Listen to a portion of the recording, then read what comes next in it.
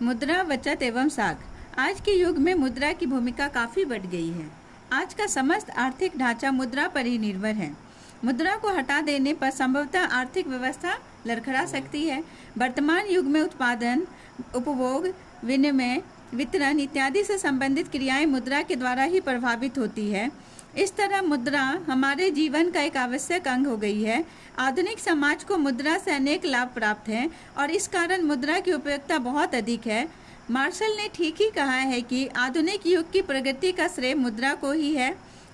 ट्रेस्कॉट के अनुसार यदि मुद्रा हमारी अर्थव्यवस्था का हृदय नहीं तो रक्त प्रवाह अवश्य है। If money is not the heart of our economic system, it can certainly be considered its blood stream. इस तरह मुद्रा हमारी अर्थव्यवस्था की जीवन शक्ति है। आधुनिक युग में बचत एवं साख का भी महत्वपूर्ण स्थान है।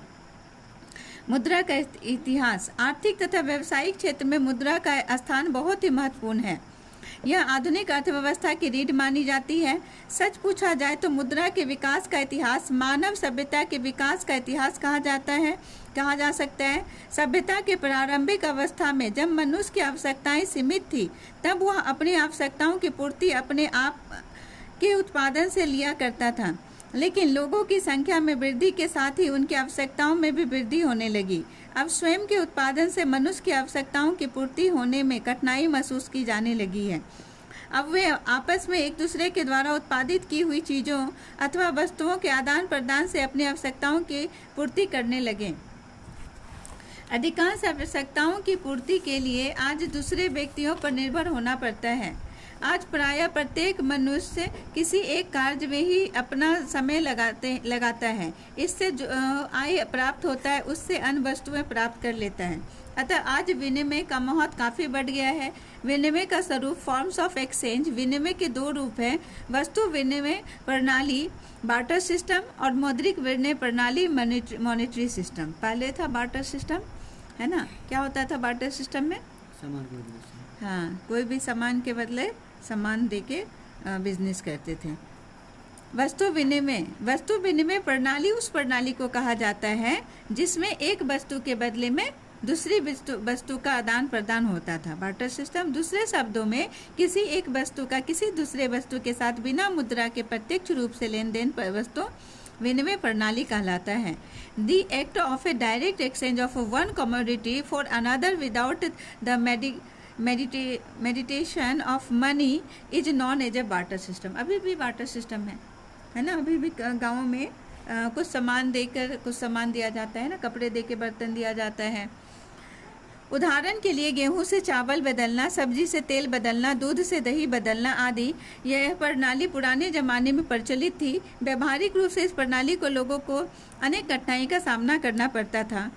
वस्तु विनिमय प्रणाली की कठिनाई, डिफिकल्टीज ऑफ बार्टर सिस्टम। क्या कठिनाई होती होगी, है ना। दाम अलग अलग है दोनों का। अब दाम पता चल गया है तो दोनों में बहुत अंतर हो जाता है। वस्तु विनिमय प्रणाली को मनुष्य को निम्नलिखित कठिनाई का सामना करना पड़ता था। Lack of a double coincidence of wants, है ना। आवश्यकता के दोहरे का अभाव वस्तु विनिमय प्रणाली की यह प्रमुख कठिनाई थी। आवश्यकता के दोहरे संयोग का मतलब है कि एक की जरूरत दूसरे से मेल खा जाए, लेकिन ऐसा कभी संयोग ही होता था कि किसी की जरूरत किसी को मेल खा जाए। ऐसी स्थिति में विनिमय में कठिनाई होती थी, है ना। और ज़रूरी नहीं जैसे मेरे पास धान है, तुम्हारे पास गेहूं है, तो मुझे गेहूं नहीं चाहिए, या दाल है ना, दाल नहीं चाहिए, मुझे गेहूं चाहिए, तो अब तो दिक्कत होगी लेने में।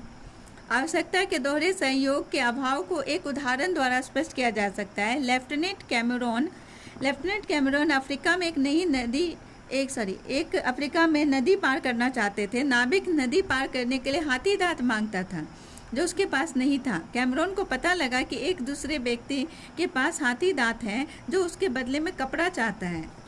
अच्छा, लेकिन कैमरून के पास कपड़ा भी नहीं था। कुछ समय बाद कैमरून को पता चला कि तीसरे व्यक्ति के पास कपड़ा है और इसके बदले में वो तार वायर चाहता है। सौभाग्य से कैमरून के पास तार था। उसने तार देकर कपड़ा लिया, कपड़ा देकर हाथी दांत लिया तथा हाथी दांत देकर नदी पार की। इस तरह दोहरे सहयोग के अभाव में उसका बहुत समय बर्बाद हुआ।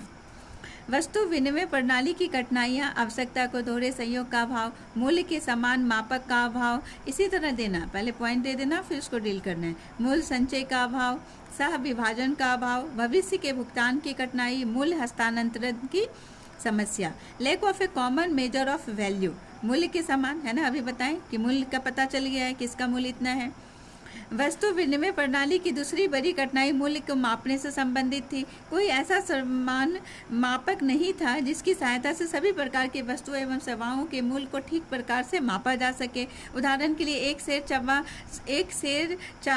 सेर चावल के बदले कितना घी दिया जाए, है ना, घी गाय के बदले में कितनी बकरियां दी जाए इत्यादि। मूल्य संचय का अभाव, lack of a store of value, वस्तु विनिमय प्रणाली में लोगों द्वारा उत्पादित वस्तुओं का संचयन की असुविधा थी। व्यवहार में व्यक्ति कुछ ऐसी वस्तुओं का उत्पादन करता था जो शीघ्र ही नष्ट हो जाती थी। ऐसी शीघ्र नष्ट होने वाली वस्तुएं जैसे मछली, फल, सब्जी इत्यादि लंबी अवधि तक संचय करना कठिन था। सब विभाजन का अभाव, लैक ऑफ ए डिविजिबिलिटी, कुछ वस्तुएं ऐसी होती थी जिनका विभाजन नहीं किया जा सकता है। यदि उनका विभाजन कर दिया जाए तो उनकी उपयोगिता नष्ट हो जाती है। वस्तु विनिमय प्रणाली में यह कठिनाई उस समय होती है जब एक गाय के बदले में 3-4 वस्तुएं लेनी होती थी और वे वस्तुएं अलग अलग व्यक्तियों के पास थी। इस स्थिति में गाय के 3-4 टुकड़े नहीं किए जा सकते थे क्योंकि ऐसा करने से तो गाय की उपयोगिता ही समाप्त हो सकती थी। ऐसी स्थिति में विनिमय का कार्य नहीं हो सकता था। भविष्य में भुगतान की कठिनाई, डिफिकल्टी ऑफ फ्यूचर पेमेंट, वस्तु विनिमय प्रणाली के में उधार लेने तथा देने में कठिनाई होती थी। मान लिया जाए कि एक व्यक्ति दूसरे व्यक्ति से 2 वर्षों के लिए एक गाय उधार देता है और इस अवधि के बीतने पर वह गाय को लौटा देता है, लेकिन इन 2 वर्षों के अंदर उधार लेने वाला व्यक्ति गाय का दूध पिया तथा उसके गोबर को जलावन में उपयोग किया। इस तरह इस प्रणाली में उधार देने वाले को घाटा होता था जबकि उधार लेने वाले को फायदा रहता था। मूल्य हस्तांतरण की समस्या, problem of A transfer of value, वस्तु विनिमय प्रणाली में मूल्य के हस्तांतरण में कठिनाई होती थी। कठिनाई उस समय और अधिक ही बढ़ जाती थी जब कोई व्यक्ति एक स्थान को छोड़कर दूसरे स्थान पर बसना चाहता था। ऐसी स्थिति में उसे अपनी संपत्ति छोड़कर जाना पड़ता था क्योंकि उसे बेचना कठिन था। मौद्रिक विनिमय प्रणाली, ये पढ़ लिए बार्टर सिस्टम, अब पढ़ते हैं मॉनेटरी सिस्टम। वस्तु विनिमय प्रणाली की कठिनाई के कारण